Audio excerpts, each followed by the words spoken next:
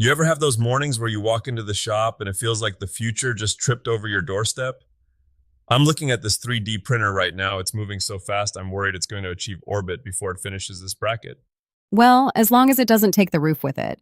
You finally moved past that old man yells at cloud phase with the plastic squirt boxes, Tiger? Listen, I was a skeptic.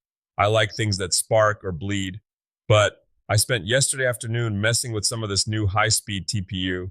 That's the flexible stuff for the uninitiated, and it's a whole different world. I remember back in the ancient days of 2023, trying to print flexible gaskets felt like trying to push a wet noodle through a keyhole.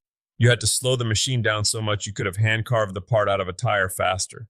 And now, given that you're actually excited, I'm assuming you didn't end up with a giant bird's nest of translucent spaghetti this time?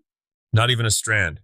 I was running this Overture high-speed stuff at speeds that would have melted my old machines. It's the chemistry, Alex. They've tweaked the melt flow so it doesn't bunch up the moment the extruder looks at it funny. And the PETG? Man, I used to treat PETG like a temperamental cat. If the humidity was off by 1%, or your retraction settings weren't whispered in the right lunar phase, you'd get these hairy, stringy messes everywhere.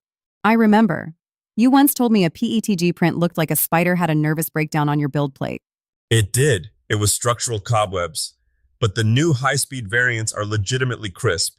And the big one, the one that really tickled my brain this morning, is this Prusa Color Mix Beta. Okay, explain that to me. Because I saw the headline and thought it was some kind of magic trick. You're telling me you can get dozens of colors without actually changing the rolls? It's an optical illusion, but a brilliant one. It's called dithering. Think back to those old comic books where, if you look close, the skin tone was just tiny red dots on white paper. The slicer is layering the filaments in these microscopic patterns so your eyes blend them together. You want a lime green, but only have yellow and blue? It shakes them together in a way that, from a foot away, looks like a custom blend. It's like being a painter without having to wash a single brush. Speaking of brushes, let's talk about the bigger picture. Because it's not just the hobbyist stuff that's pivoting. I was looking at the new labor reports this morning from Construction Dive, and the numbers are, honestly, they're staggering. You mean the pay jump? Exactly. A 30% bump in skilled trade compensation. That's not a cost of living adjustment. That's a tectonic shift. It feels like the world finally realized that you can't download a new plumbing system or AI generate a stable foundation for a house. It's about time. For 30 years, we told every kid with a pulse that if they didn't get a 4-year degree in something vaguely theoretical, they were destined to scrub floors. We treated the trades like a consolation prize for people who couldn't make it in an office. Now look at us. We have a shortage of electricians so deep, it's slowing down the entire power grid.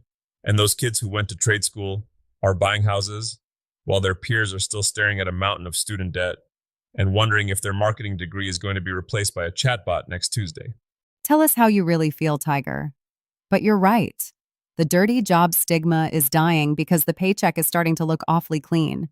But it's not just about swinging a hammer anymore, is it? You were mentioning the off-site shift earlier. That's where the real money is hiding. Modular and prefab construction. It used to be that prefab was a dirty word. You thought of cheap, flimsy trailers. Not anymore. We're talking high-end, precision-engineered components built in a climate-controlled factory and then snapped together on-site like a giant Lego set for billionaires. If you're a carpenter or a tech who understands how to bridge that gap, taking the precision of shop work and applying it to the chaos of a job site, you're basically a unicorn. You can write your own ticket. It's the maker mentality applied at a commercial scale, which actually is a perfect segue. Because if you're one of those people who wants to stay in your own shop and build a brand, the rules of the game just changed again. The ever-shifting sands of the Instagram algorithm. Every time I think I've figured out how to share a photo of a dovetail without the internet hiding it in a dark basement, they move the goalposts. Well, the 2026 update is particularly brutal if you've been ghost hunting. Ghost hunting? Explain that to a man who still appreciates a good rotary phone. Basically, the algorithm is punishing hollow accounts.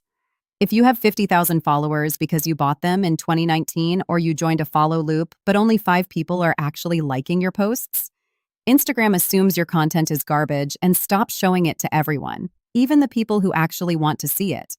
It's about the follower to engagement gap. So it's better to have 100 followers who actually give a hoot than 10,000 who are just staring blankly. Exactly. It's micro engagement. I know you hate the term tiger, but it just means being a human being. Reply to the comments.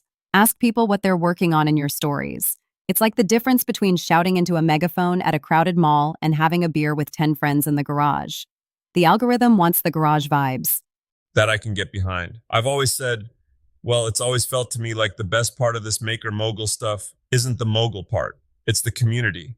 I'd rather talk shop with three guys who actually know what a radial arm saw is than get 1,000 great post comments from bots in a server farm. And the data backs you up. If you're spending money on ads to sell your stuff, don't just boost a post for likes. It's a vanity metric.